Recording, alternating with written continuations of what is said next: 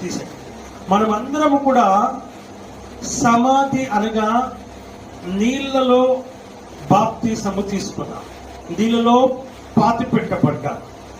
తిరిగి మనము లేపబడింది ఈ శరీరంతోనే లేపబడ్డాం, కానీ స్వభావము మాత్రము నవీన స్వభావం అని వాక్యం చెప్తుంది. ఆయనకు లాగా మహిమ శరీరం అయితే మనం ధరించుకోలేదు, ఆయనకు లాగా మనకు మహిమ శరీరము రాలేదు. కానీ కానీ వాక్యం ఏమన్నదంటే మనం ఇంకా రక్త మాంసములలోనే ఉన్నాము కనుక చనిపోయినప్పుడు అందుకని ఆయన అలాగే వచ్చాడు. అందుకే ఆయన ఏమన్నాడంటే క్రీస్తులో ఉండి మృతి పొందిన వారు మొదట లేపబడతారని చెప్పబడిన మాట ఏదైతే ఉందో, అనగా నువ్వు చనిపోయే వరకు కూడా క్రీస్తులో ఉండి, చనిపోయే సమయానికి కూడా క్రీస్తులో ఉండి చనిపోయి చనిపోతేనే తప్పను లేపబడతావు, అప్పుడు నీకు మహిమ శరీరం ఇవ్వబడుతుంది.